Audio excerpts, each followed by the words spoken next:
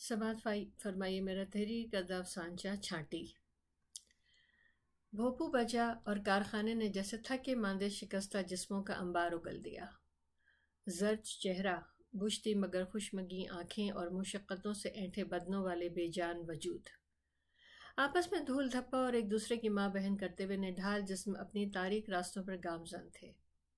रास्ते में पड़ता फ़कीरा का चाय खाना, जिसकी पेशानी पे टंगा टेढ़ा जंग आलूद सुर्ख बोर्ड भी अब फ़कीरा के नसीबी की तरह मटियाला हो चुका था। इस पर जली हरूफ में चाय खाना गरीब नवाज लिखा था। जाहिर है इस झूठे बाजार में ये बात भी सच्ची न थी। फीके के दुखते सर को एक प्याला गर्मा गर्म चाय की शदीद तलब थी, मगर फीका अपने बोझल वजूद को अपने लड़खड़ाते कदमों पर घसीटता रहा कि आज कारखाने से उसकी छांटी हो चुकी थी और सामने अजली भूख दांत निकोसे खड़ी थी। बहुत शुक्रिया। असकलम शाहीन कमाल।